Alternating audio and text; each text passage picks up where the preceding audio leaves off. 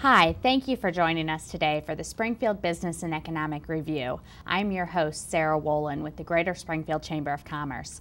Today we have with us Tim with the Springfield Project, and he'll be telling us a little bit of information about the Springfield Project, their partnership with Q5, and about what's going on with diversity development here in our community.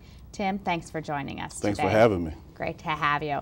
So tell me a little bit about the Springfield Project. What is the Springfield Project? How to get started? Tell me the story. Well, the Springfield Project is a community-based organization that was started about 12 years ago. It was based off of the Atlanta Project. I don't know if you remember, former President Jimmy Carter started the Atlanta Project shortly before the 1996 Olympics came to town. He took a look at the slum and blighted areas in Atlanta and wanted to do something about it, and the Atlanta Project was born. Well, about 39 to 40 delegates from Springfield 10, 11 years ago chartered a flight, went down to Atlanta and visited that project. Yeah, took a field trip, I guess, and came back, and about 5 to 6 of those individuals helped birth the Springfield Project. I've been directing the project for about 8 years now. We started out working on Springfield's east side, in a kind of a 26-block area, which is bounded by Martin Luther King to 11th and Cook Street to Jackson, which is kind of known now as the Matherwells neighborhood. Since then, we've done some housing. We work with neighborhood residents and established an association over there, a strong association. We birthed an organization called TSP Hope, which is the Springfield Project Home Ownership Program for Equity, which is now has its own 501c3 and is directed by Ron Fofolia. And that's a strong housing program. And we've also begun to work in other neighborhoods such as Spears and the Lee Carey neighborhood and so forth. Really has a vast reach then. Yeah, a variety of projects, not one thing. Yeah, we've tried to base our work based upon what the challenges and the issues and the needs are. And what we try to do is we never really work in a neighborhood unless the residents are a part of that and they welcome us in. And so once they identify what the challenges and issues are, then we kind of go about trying to bring resources in. And I like that because then it's not someone telling others how to do things or how to work with things. You really look for direction with them, and I think that really is probably a part of the huge success. So you said you do neighborhood redevelopment and working in neighborhoods. What does that mean? What does that entail? Well, if you take a look at the east side of town, really in East Springfield, there's a lot of deterioration as it relates to housing. There's a lot of unemployment. That side of town has a higher unemployment rate probably than the rest of the city. So if you look at even the streets, the sidewalks, and those types of things, there needs to be a revitalization of that area. There's been a lot of west flight, if you will, and most of the commercial development, housing development is going on west, north, and outside of that area. And we need to do something to refurbish that area and bring resources back to that place. I think that sounds great. Now, though, as the Springfield Project has grown and evolved, it's now partnering with the Chamber through Q5. Tell me a little bit about what that partnership entails and how that works. Well, you know, the partnership really began, it kind of evolved, probably started about 18 months ago. Myself and the Chamber reps, Gary Plummer, the president and vice, and Brad Warren, vice president, began talking about redevelopment in the area and began meeting with different folks and talking to individuals about the challenges and issues and concerns. And they recognized that the Springfield Project was kind of a grassroots organization, and while the Chamber has done a lot of things from the business community and on the commercial side and some of those things, they needed kind of a grassroots component to help them deal with the residential issues and some of the challenges that they don't necessarily deal with on an everyday basis. That's the Springfield Project's mission, is, you know, we come together with residents, let them identify the issues, and then we go to work for them. Well, it sounds like a great partnership of matching two organizations that both want to accomplish the same thing. And so why not work in cooperation and concert? I'm convinced of the fact that that no man is an island, and that two can do better than one. And so when we bring our resources together, you get things done a lot quicker. And when people see us working together, then people are more apt to join in. And so that's kind of the premise that we're working off of. And we've seen great contributions from a lot of people, whether there's been financial or just people resources that want to help and bring a hand to the table. It really takes a team effort in our community to make that happen. So I guess one question would be, why would we focus on this? Why is this important to our community? Why one area over another to focus on? Can you tell me a little bit about why you feel it's important? Well, I don't think it's one area over another. I just think that it's an area that has seen some neglect. It's an area that people have been told, as a matter of fact, to just keep it real with you, some of the people that come to town, many times when they move here, they're instructed almost not to drive past 11th Street to the east because of the reputation that side of town has. And while we understand some of that, there are a lot of good folks on the east side. I grew up on the east side myself, owned a home there, and had no problems while I lived over there. And so, but we do recognize that there's a lot of commercial and retail need over there. The housing stock needs to be developed or redeveloped, if you will.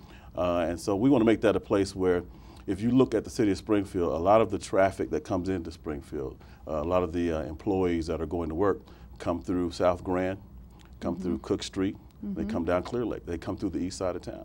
And so when they come through here, the first impression they get about Springfield is what's in East Springfield. And so we need to redevelop that area so that it looks like a place that people not only want to drive to work, but they want to come here and they want to live, they want to raise their children, they want to build here.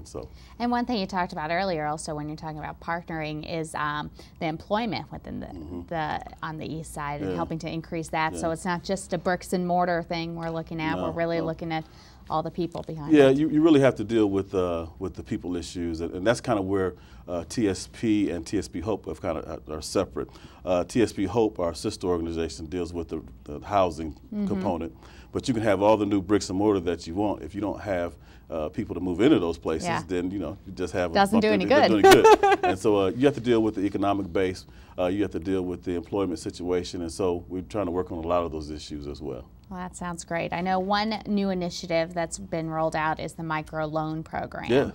Tell me a little bit about what that is and what that entails. Well, one of the things, I've got an 18-year background in banking, and so one of the things I looked at years ago was the fact that we needed to increase minority business, plain and simple, or we needed to increase business on the East Springfield. And so we're going to roll out a microloan program here probably within the next couple of weeks that's going to deal with businesses in East Springfield, small businesses that either need our new startups, or we also want to help sustain businesses that are already in operation. We certainly don't want to see the limited number of businesses that we have in East Springfield, go down the tubes. And so this program is going to be a program that's going to be a loan program. It's going to be no interest, interest-free. It's going to be probably loans $1,000 to $5,000. Okay. And we'll deal with individuals. They can do equipment purchase, maybe create a part-time job for someone, and we just want to see these folks be successful.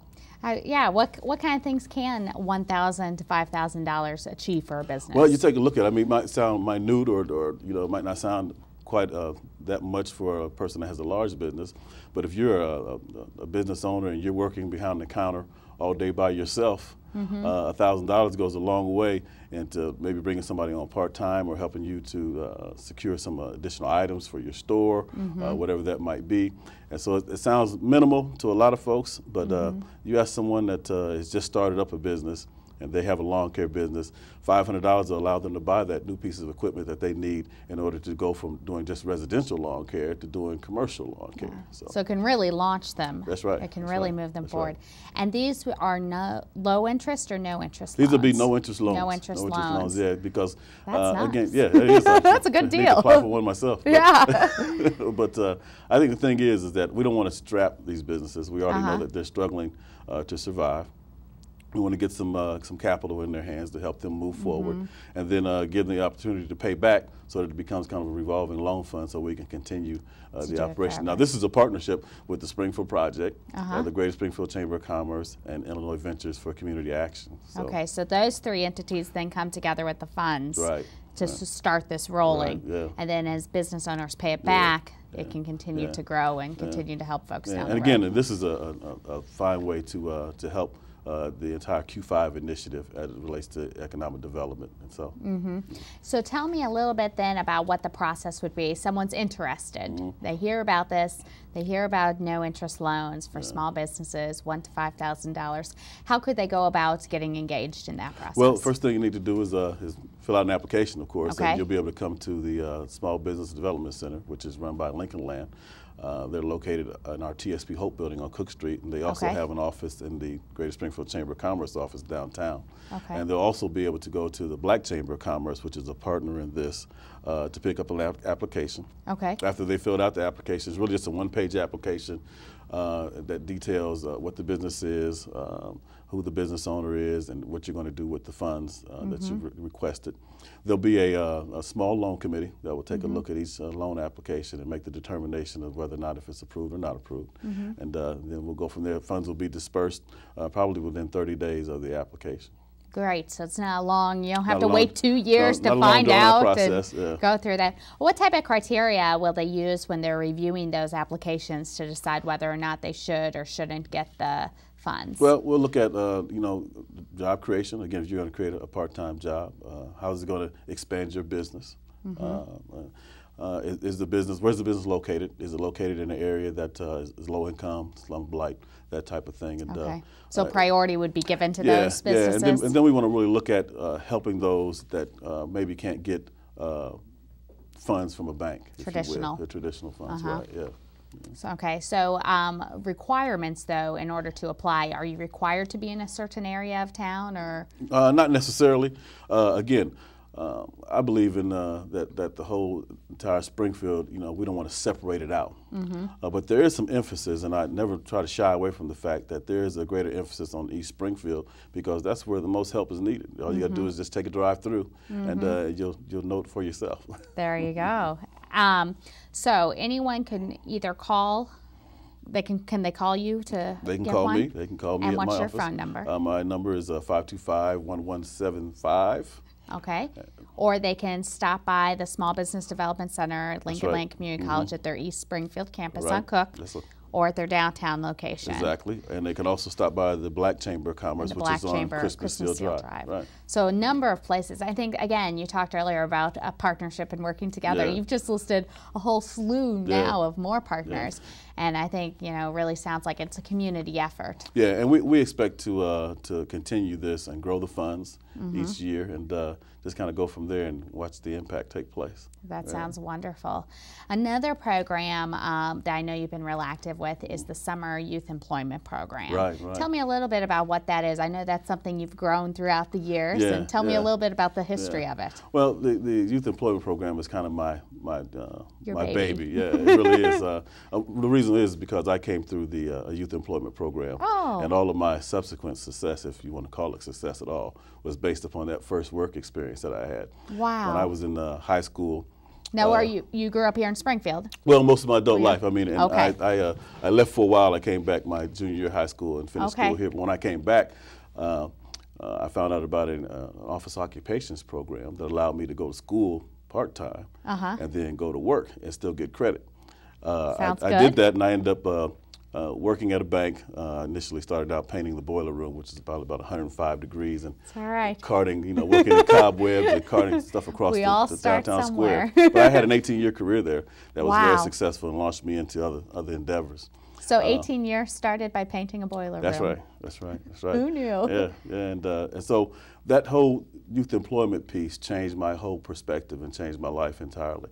And so about 5 years ago, I created a program that I hope to expand. It's called the SYI, Summer Youth Initiative. We hire kids 14 to 17 years old. We partner with places like the Urban League, the Springfield Housing Authority, Chamber of Commerce, Abundant Faith Christian Center, the Catholic Diocese, the list goes on and on, UIS, Lincoln Land. They allow us to place these youth at their offices for an 8-week period during the summer and learn, employment skills, work skills, and we pay the salaries. So it's free to the employers? It's free to the employers, so they get free help. The kids get the experience that they need, and they get a chance to really, challenge themselves and maybe change their whole perspective as far as what they had intended to do. Now, what's the timeline for when are the youth engaged with the businesses? Is it all summer, part of the summer, full-time, part-time? Well, again, we usually work them 4 hours a day, 4 days a week for 8 weeks. The employer will determine what those hours are, whether it's 1 to 5 or whether it's 9 to 1, that type of thing. And usually the program, we usually start it about 2 weeks after school lets out for the summer. It usually runs up around to fair time, so kids have got some money in their pockets for fair or for back to school clothes. Gotta do the those types of shopping things, at the end of the and summer. you'd be surprised that some of these youth actually use the dollars to help with household expenses. Yeah, so I bet so. Yeah. Now, how do the youth get engaged? How do you find which children or students are involved in the program? Well, a couple of different ways. We work with the neighborhood associations that we work with. We ask them to refer some kids to us. We ask some of the churches to refer youth to us. And in addition to that, if a business would agree to sign up with our program and allow us to place a youth at their business, then we'd allow them to select a child or two to work in the program. And so there's several different ways. Yeah, several different ways that we accomplish the number of youth. We usually hire about 25 or so, but this year, based on the partnership again, we're probably going to hire anywhere from 40 to 50. Wow, how exciting. Yeah. What type of qualities are you looking for in those students, the youth that are participating in the program? Well, it's a great range of qualities. Again, I hate to separate folks out, and what I've tried to do is match maybe a scholar with someone that's maybe more interested in going into the trades, if you will. So we kind of, match them up that way. We look for, and then there's a lot of youth that was like I was. It was kind of not as sure which direction you were going to go, and just want to put you in somewhere. Try it out, see what happens. That's it. You can decide from there. And so, again, we're just looking for kids that will show up, of course, and maybe has a mentor. If the kid maybe has some challenges or some issues, then we would want a mentor to, to help us out, to make sure they can work on time, that kind of thing. But this is a win-win program, really, for the employer, as well as the youth, as well as for parents. It gives the kids something to do during the summer instead of just hanging out. Keeps them busy. It keeps them busy, it really does. I know we've had students that have participated in this, as you mentioned, work with us at the Chamber, and it's such a positive experience for the employees, the other employees at the Chamber, to have someone there that they can, help educate and teach things, because it really gives you an appreciation for what's going on there. Things that the students were amazed about doing are things that we just pass by every day, and it really is a great team building exercise, I think, for the staff. I've got a young lady now that was in our program for 2 years, and as a matter of fact, she's going to be joining us again this summer, but this summer she comes back to us as an architectural student at the U of I. Oh my goodness. And so she went through our program, and I like to tell the story many times that one particular summer, each year I have a ending ceremony for the youth. And this particular summer, I had to take my daughter away to college at the time of the ending ceremony. Well, this young lady took over the program for me that particular week. She got all the rest of the youths paid. She called Channel 20, did the interview for Channel 20, and just knocked that whole thing out at the age of 17. And so she's dynamic. What great initiative. Yeah. And so those are the types of successes that really put a smile on my face. And now she's a student, a college student, U of doing I, well. And that means that's hard business. She's not a slacker. No, that's hardcore. That's hardcore. What types of jobs or tasks do these students do when they're participating in the program? Well, we really talk to the kids when we interview them and ask them, what kind of goals do you have? What kind of work do you like to do? What do you do around the house? That type of thing. A lot of the kids like to work with their hands, and so sometimes they work with the housing authority and their maintenance department. Right. Some of them have worked at the Illinois Times newspaper, and for that 8-week period have worked on articles and have done interviews with different clients and that kind of thing. Some of them have worked at the Capital Courier newspaper, which is run by the Black Chamber, and have worked on some of the advertising and that type of thing. Some of them have worked at the Chamber, job shadowing and working on different projects there. Some of them have shadowed me as I go around and check on the rest of the youth. And so it's been pretty exciting. My son is part of the program last year and enjoyed it. It was his first job. Yeah, and what did he do? He worked at a daycare. He was in Noah's Ark Child Development, and he was kind of a camp counselor for kids that were in like the 2nd and 3rd grade. And he enjoyed taking them on field trips and kind of being the boss, if you will. Of the little kids, boss of the little kids.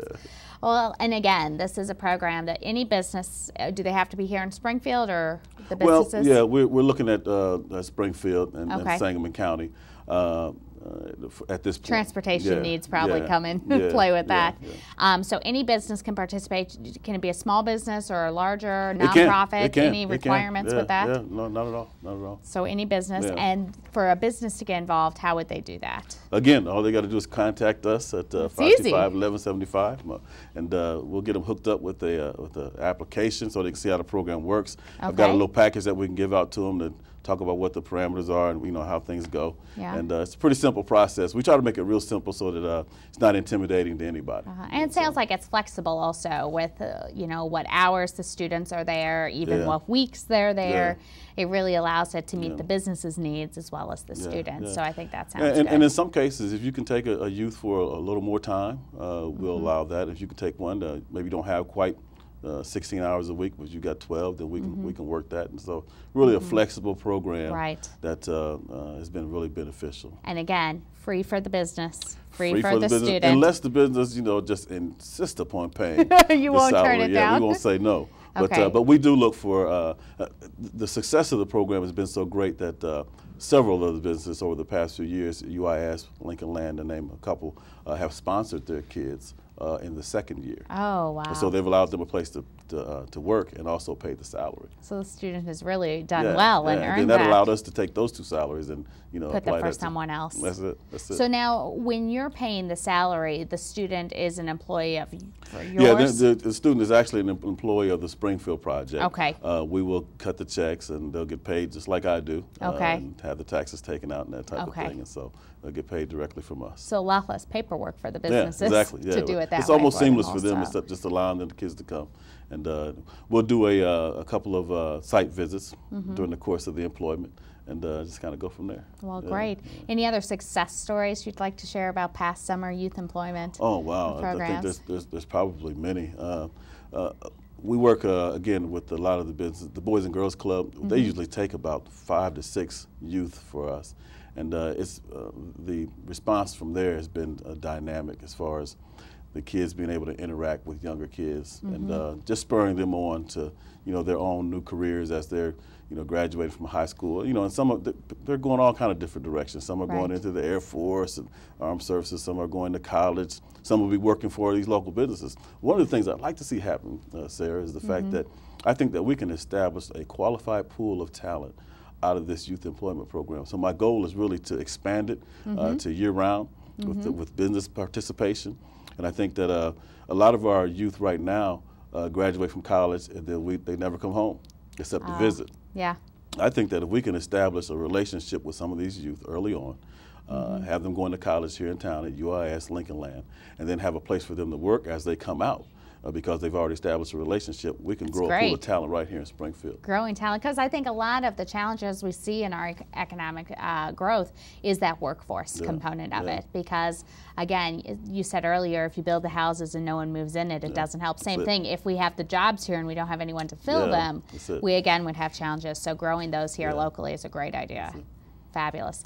The other thing I know you guys focus a lot on is neighborhood redevelopment. Yeah. And I know that there's a couple of different neighborhoods associations that you work particularly with in the past. I know you said Mather Wells and now Lee Carey. Tell me a little bit about what neighborhood redevelopment is on the east side and what goes on with that. Well, we really, Lee Carey is an area right now that is really engaged not only with the Springfield project but with the Q5 initiative as it relates to development. We've been looking at the South Grand area, and Lee Carey really is the neighborhood that the tornadoes kind of went through a couple of years ago. It's bounded by Martin Luther King to Pope and South Grand to Cornell Street. And so there's been a lot of revitalization in that area, but a lot that needs to take place. More room for improvement. And if you just take, again, a drive down South Grand, you'll see a lot of change needs to take place. And so we've engaged the residents. They're sitting at the table. We've kind of developed a committee that's called the East Springfield Redevelopment Committee. Residents from Lee Carey are on that committee, and they're identifying the issues and the challenges and specifically a plan of development of what they would like to see in the neighborhood. Again, we work on the premise of the fact that we'll bring resources to whatever you say that the challenge and the issues and the needs are. I think that's great. We'll coordinate. We'll help bring people to the table, but it'll be your plan, and then you can own it and be proud of it when it's done. Yeah. And so, what kind of things are coming out of that as you talk about this East Springfield Revitalization Group working? Right now, we're working on a design plan. We're working with students from the University of Illinois in Champaign. We met with them yesterday, as a matter of fact, and they're working on some design and some preliminary sketches for us. We're working with several other partnering organizations. Okay. We made a visit to Fall Creek Place in Indianapolis, Indiana, to visit a redeveloped area that used to be known as Dodge City because of all the bullets less than 5 years ago. Ooh. Now they've got 400 new homes in there, ranging from $80,000 to almost $400,000.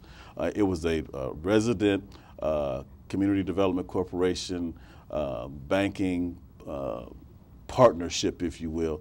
Everybody came together, much like we're trying to do here, working with the mayor of that city, who helped champion that effort, and they were able to make a great impact in that city. When you ride through there, you won't be able to establish or tell which house is a low-income house versus which one is a $200,000 house. Fabulous. Because the plans were put together so well.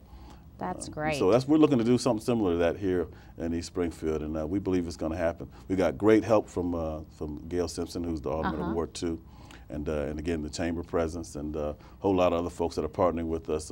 Hope in Action, which is a not-for-profit group with Hope Evangelical Free Church.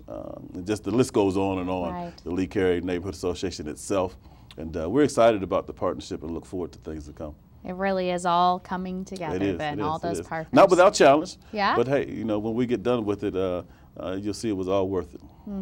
Well, fabulous. What else with the Lee Carey Association is moving it forward? I think one thing is when we talk about neighborhood redevelopment, folks have trouble connecting it then to how does that relate to economic development? I think it's important because of the connection that is there. Can you tell us a little about that? Well, again, I think, as I mentioned, earlier, the amount of traffic that comes through the Lee Carey neighborhood, I believe the count is like about 12,000 cars come through South Grand every day. And the visual that they get, I would have to say, is probably not a very good visual. They probably pass through there and want to get through there as quick as they can at this point. If we can change that, if we can establish putting new homes in there, mixed-use development, new retail, and commercial development, then you would have folks coming in, stopping, spending their money and their resources there. We could employ people there. We take for granted many times that everybody has transportation, everybody has a car. Right. But if we could put some retail development in there, then people could walk to their jobs. They can spend money right there in their neighborhoods, and we can just really revitalize that area. And you can even connect these various programs we've talked about with that. I mean, we talked about the microloan program. If there's some small businesses in that neighborhood that start to get up and going, if there's youth in that neighborhood for summer youth employment, that's right. It all comes together and really makes sense. Yeah, you got to have a vision for it, though. Sometimes it's hard to see, but we have a vision for this, and it's going to happen. That sounds great. Now, one more time, Tim, if someone's interested, what's the phone number for any of these three initiatives that they could contact you They can call me at the 525-1175 number, and that'll get to me directly. All right. And again, for information about either the microloan program, the summer youth employment program, or for the Lee Carey Neighborhood Association, feel free to call Tim. Thanks for joining us today for the Springfield Business and Economic Review. Again, I'm your host, Sarah, and we appreciate your time.